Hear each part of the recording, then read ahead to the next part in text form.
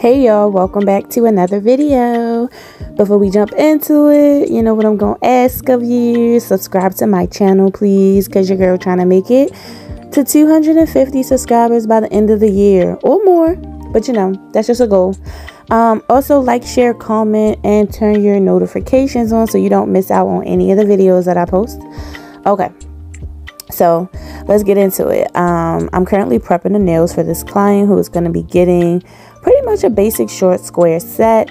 And you know, to mix it up some, she chose a few different colors to use, which you'll see at the end of the video. I think this set was so simple but chic at the same time, just because of the different colors that was used. So I'm a fan. I am a fan. What I'm doing right now is prepping the nails.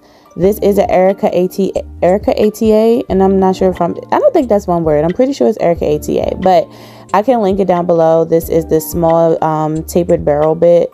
This is a staple in my prep. I think I have like 2 or 3 of these, but I use this bit for my prep of the natural nails before any type of anything, before gel manicure, before gel overlay, before acrylic, all of that. Even for regular polish, like I'm prepping with this bit. Love it. My favorite, absolute favorite.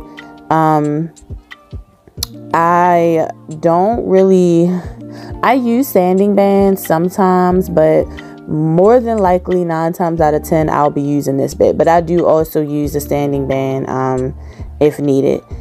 I'm going in right now and we are going to nip away any cuticle that might lift up that's extra. Like, you'll be able to tell once it lifts up off the nail bed. It's white, so you can't miss it. You'll know what it is, so that you don't nip any live skin. But yeah, you nip away all that excess, and now I'm just shaping the free edge that I did leave, because she came in with some of the nails like shorter than I would like. But I didn't want to take all of the nails down to those lengths of those really short nails, so just cleaning up the free edge on those. And now we're about to apply the tips. That is nail glue dryer that I'm spraying, just because I don't like to wait 10 years for the nail glue to dry. I like to be able to put it on, bam, just like that, done. Now what I will say is, if you're going to use this product, your placement got to be right. You can't be placing the nails on with the slant, because that's the only thing. It doesn't give you any wiggle room. Like, once you put it on, it's on. But yeah, I don't like to wait, so yeah, that's why I use that. Anytime that I have any excess glue, I do wipe mine off. You do not have to do that. You don't have to do anything that I'm doing. I'm just showing y'all how I do things. But I wipe it off because it's less for me to have to file at the end when it dries, because you end up having to file that down so it's not lumpy, because it will affect how your acrylic lays. So when I'm blending the tip to the natural nail, I usually don't like to have to file any lumps of glue, so I just wipe it off. And you'll see what I'm talking about. And right now I'm doing the same to the other hand. It's a little off camera, but y'all get the picture.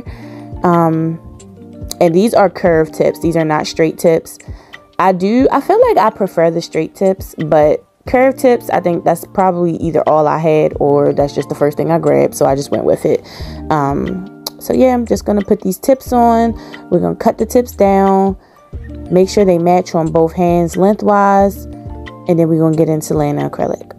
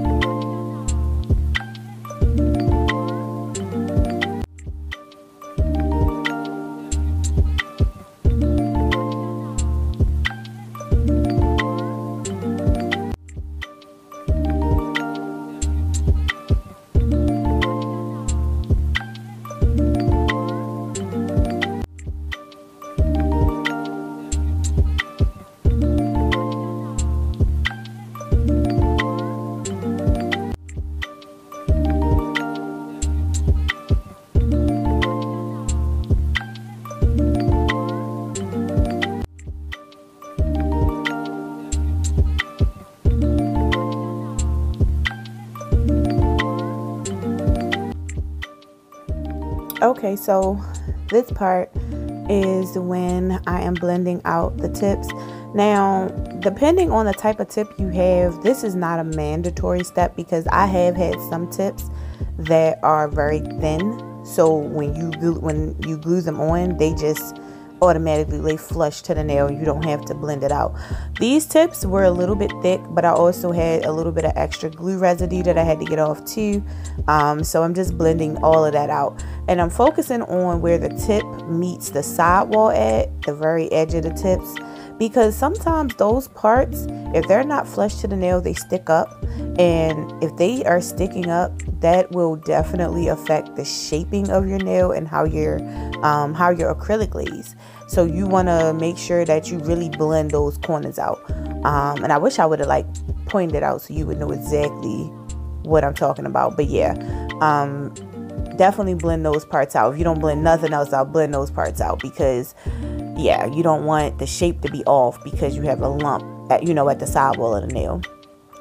And then of course that was Young Nails primer. I swear by it, another staple of mine, which I can link down below. But I'm pretty sure, if you're already a nail tech, you're probably using Young Nails primer. If not, definitely give it a try. It's one of my favorites. Well, it is my favorite. It's the only primer that I use. It's a non-acid primer, and I swear by it. So definitely check that out. And once, like I said, I can link that down below. We're now going to get into laying the acrylic. And I'm not going to talk through this whole process either. The only things that I want to point out, well, number one, this is also Young Nails system. So this is their monomer and polymer. They are, I don't know, though, the primer and their nail system, I just like it. So that's my preference. I know there are other brands that are pretty good as well. Though, if that's what you like to do your thing. I'm just showing y'all what I do. You do not have to use or do what I'm doing. What I wanted to point out here though was the fact that, like, for the first nail you saw me do the 1 ball and that was enough, and then for these, I'm doing 2 and 3 balls, maybe 4. I just want to point out that you do not have to stick to 3 balls, because I know that the 3 ball method is what's widely taught in school, and not to say that that's wrong per se, but sometimes, especially in the real world, once you're doing the nails, you'll start to realize what type of nails you like. And you might have to adjust to a client that wants their nails a particular thickness or something like that, and it might take more than 3 balls. Don't just think you have to do 3 balls.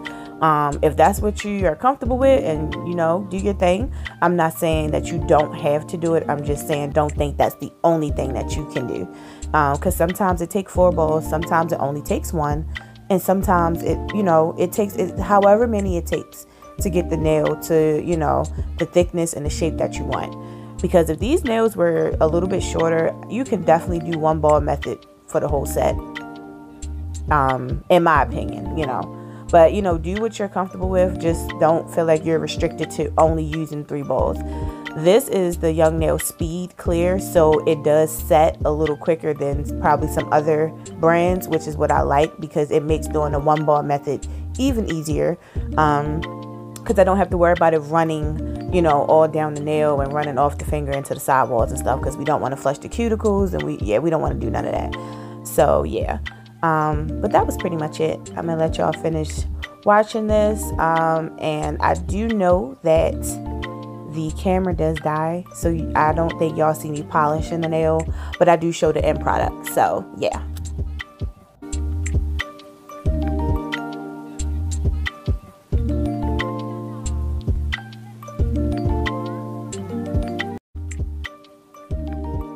Just wanted to jump back in again. This is another Erica ATA's bit. I will link this one down below. I forgot what it's called. It's like the lean mean or something like that. But I love this bit for smoothing out, because it's not too coarse to the point that it's taking off all of my product that I have on. It's just enough to smooth it out and make it nice and even and everything. And it's also rounded at the top, so it doesn't you don't have to worry about it cutting your clients.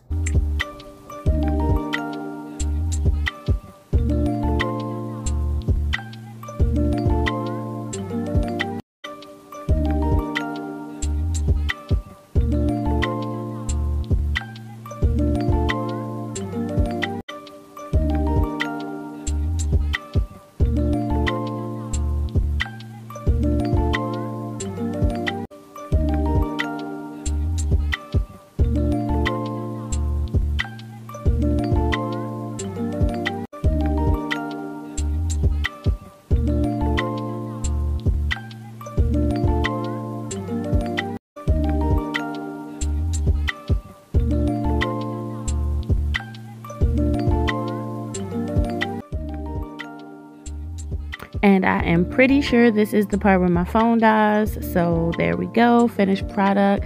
Nice neutral look for the fall. I love it. So clean and chic. Hope y'all enjoyed this video. Stay tuned for the next one. Bye.